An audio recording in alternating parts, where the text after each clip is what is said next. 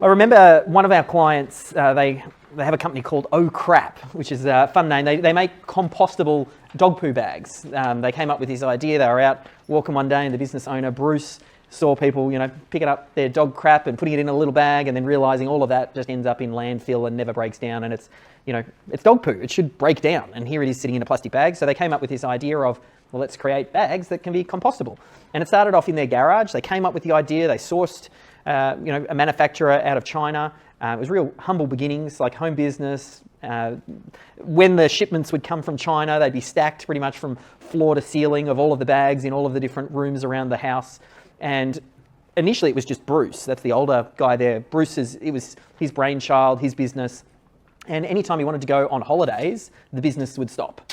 And they figured out they were getting some ads working on Google AdWords, and they were getting good lead flow. But every time that Bruce wanted to go away on holidays, they'd have to pause the ads, no work would happen, and everything would kind of grind to a halt. They'd stop fulfilling and all that sort of thing. So it wasn't really a business. It was kind of just Bruce doing his hobby thing on the side. And then they thought, oh, there's a huge opportunity here, and we want to continue to grow it. So they ended up bringing Henry on. That's the younger guy there. And Henry was a bit more of the marketing brain. So they had figured if they could get their orders right from China and they could get a truckload of these bags and they could get their marketing right, they could just see how they could scale it really well, because there wasn't too much to the business, not really that many moving parts. People buy bags, they ship them out, done story. So Henry started to really dial in the marketing, ends up hiring a VA out of the Philippines who ends up becoming their systems champion. They went through the Systemology program. Basically, Henry said to this VA in the Philippines, this is now your job. I want you to be the systems person. I want you to be meeting with team members, constantly reminding everybody to follow process. If I send you a recording, I want you to do the documentation, and here's our system for creating systems. Here's what a system should look like. Here's where they should be stored. And then they started integrating it in with their project management platform. And what ended up happening is they opened up the capacity of the business, because initially with Bruce, when he goes away on holiday and everything grinds to a halt, if they got a huge opportunity or a huge order that would fall in their lap, they would just miss that opportunity. They weren't ready for a big order. But as you start to systemize, you start to open up capacity and you start to create space for opportunity.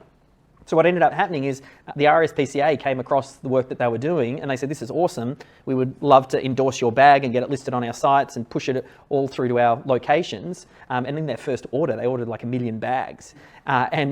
Bruce and Henry were both like, if we hadn't systemized and got the business ready to be able to handle that capacity, if the RSPCA had knocked on our door 12 months earlier, we wouldn't have been able to service them, because the lead times were too long, and they just all of the different challenges that they had because they weren't ready for that scale.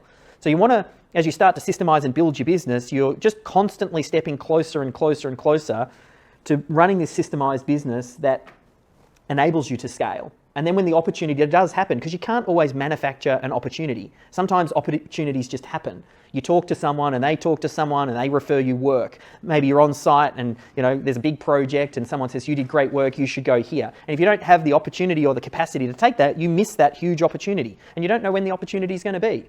So you want to constantly be moving your business closer to be able to handle bigger capacity. And then you'll actually find you spot the opportunity and you've got space to chase it. And you go, ooh, yeah, I'm going to now double down on that. And that's a big part of what a business owner should be doing. That's part of the magic that they can bring, to be able to spot those opportunities and bring them in when they're slightly outside of what's front and center. And yeah, it was huge. As far as Oh Crap is concerned, they've gone on, they sell an absolute truckload of dog poo bags. They work with the RSPCA. They're the biggest in Australia of their particular type. And Henry had said to me, we're able to do almost like what big companies can do, even though we're only a small company. They've got a team of like 12 and they've just got really solid systems, and that makes them so much more efficient and scalable.